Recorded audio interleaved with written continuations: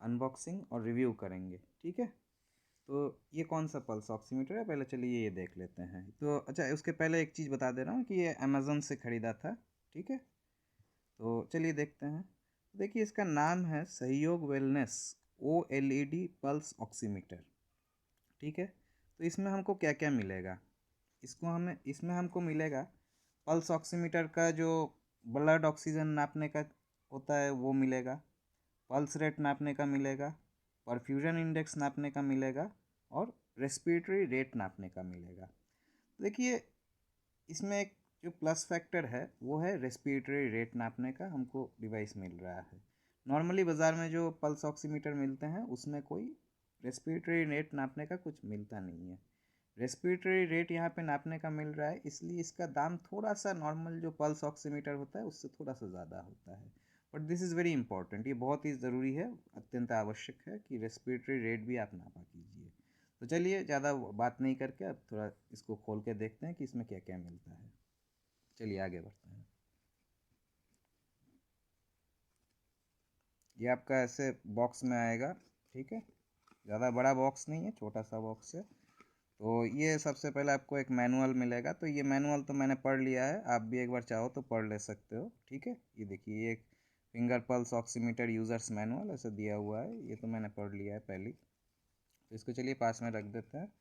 और देखिए इसमें आपको एक वारंटी कार्ड मिलेगा। तो ये आपका वारंटी कार्ड जो होता है ये आप इंटरनेट पे जाइए, इसका जो वेबसाइट है वहाँ पे जाके रजिस्ट्री कर लीजिए। 15 दिन के अंदर, ख़रीद के बाद 15 दिन के अंदर आपको रजिस्ट्री कर लेना पड़ता है, ठीक है। चलिए अब आगे बढ़ते हैं। और ये एक आपको लीफलेट मिलेगा, ये भी आप पढ़ ले सकते हो। इसमें भी आपका थोड़ा बहुत वो छोटा मोटा इंस्ट्रक्शन की तरह लिखा हुआ है, ये भी आप पढ़ लेना, ठीक है। नहीं पढ़ना चाहते हो तो अभी कोई प्रॉब्लम नहीं है, वैसे मैं आपको जैसे दिखा दूंगा तो उससे आपको ज़्यादा कुछ इधर उधर पढ़ने की ज़रूरत नहीं है, आप ऐसे मेरा देख के ही कर ले सकते हो। तो देखिए इसमें क्या क्या आता है, सबसे पहले तो ये देख लेते हैं। इसमें सबसे पहले तो ये एक पल्स ऑक्सीमीटर जो डिवाइस है वो आ रहा है, और इसके साथ आपको 2 बैटरी भी देता है। नहीं चलिए ये एक बैंड देता है, ये बैंड वैसे कुछ काम का है नहीं, वैसे फालतू का चीज़ है। और यहाँ पे आपको 2 बैटरी देगा, दो ट्रिपल ए बैटरी देगा। तो चलिए ये भी वैसे आपको बाज़ार में तो वैसे भी मिल जाएगा, कुछ खास ये भी चीज़ नहीं है। तो चलिए आगे बढ़ते हैं। तो अब इसको खोल के देखते हैं इसमें क्या है। ये प्लास्टिक है, ठीक है, प्लास्टिक से हम निकाल लेते हैं इसको। चलिए तो निकल गया, ठीक है। तो चलिए अभी इसको बैटरी लगा के देखते हैं। तो बैटरी कैसे लगाया जाता है और फिर कैसे इसको चालू करके हम यूज़ करेंगे वो देखेंगे। चलिए आगे बढ़ते हैं।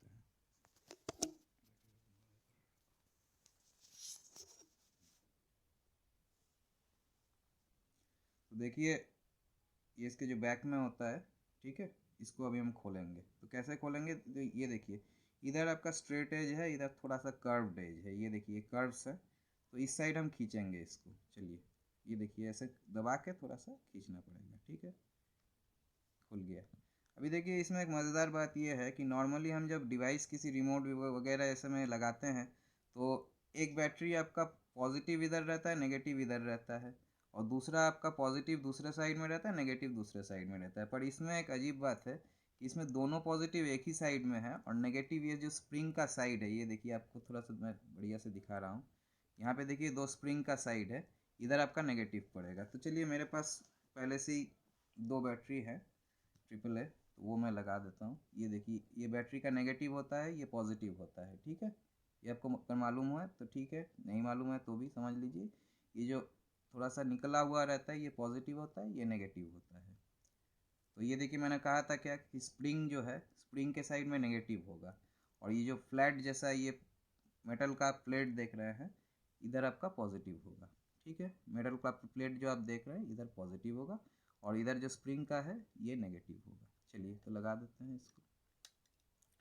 थोड़ा सा स्प्रिंग में इसको दबाना है और यहाँ पे इसको लगा देना है।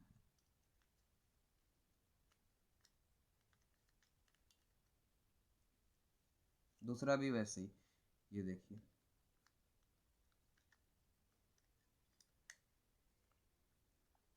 लगा दिया। तो देखिए यहाँ पे आप समझ पा रहे होंगे जी, आप जैसे कभी रिमोट विमोट में टीवी के रिमोट में लगाए हैं तो एक बैटरी इधर पॉजिटिव रहता है तो दूसरा इधर पॉजिटिव रहता है। पर यहाँ पे देखिए दोनों एक ही साइड में पॉजिटिव है। तो चलिए जैसे कंपनी ने बनाया है वैसे ही तो हमको काम करना है। चलिए अब इसको बंद कर देते हैं। ठीक है, चलिए लगा लिए। ठीक है, इसको रख लिए।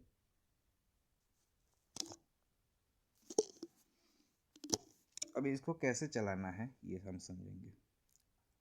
तो देखिए ये डिवाइस के अंदर ये देखिए ऐसे ही जो पीछे का आप है इस ये ऐसे क्लिप की तरह खुलता है। जैसे कपड़े आप सुखाने देते हैं तो फिर क्लिप लगाते हैं तो वो क्लिप ऐसे दबाने पे खुल जाता है। तो वैसे ही क्लिप जैसे मगरमच्छ का मुंह खुलता है वैसे ही ये क्लिप भी खुलता है। तो चलिए ये क्लिप के अंदर क्या है वो भी ज़रा तफ्तीश कर लेते हैं।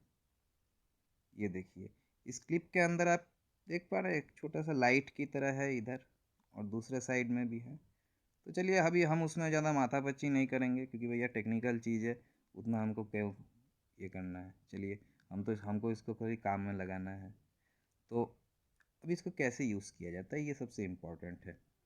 तो देखिए आप अपने हाथ का कोई उंगली लीजिए, स्पेशली आप अगर लेफ़्ट हैंड का मिडिल फिंगर लेते हैं तो ठीक है। चलिए इंडेक्स फिंगर भी यूज़ कर सकते हैं, बहुत लोग इंडेक्स फिंगर भी यूज़ करते हैं, बहुत लोग मिडिल फिंगर भी यूज़ करते हैं, पर हम मिडिल फिंगर का यूज़ करेंगे। हमारे यहाँ पे जो टेस्ट सब्जेक्ट है जो हमें हेल्प कर रहे हैं इस प्रोजेक्ट में, तो वो एक अंकल हैं।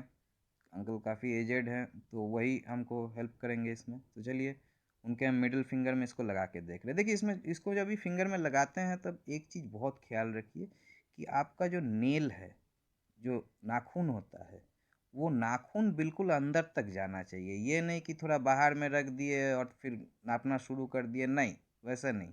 आपके उंगली का जो अंत भाग है अर्थात ये जो ये भाग है जैसे यहाँ पे, ये आपको महसूस होना चाहिए कि बिल्कुल अंदर से अंदर के दीवार के साथ सट जाता है। वैसे आपका उंगली तब तक घुसाते रहिए जब तक वो ना घुसे, और ऐसा भी ना कीजिए कि सामान टूट जाए, वैसा भी मत कीजिए।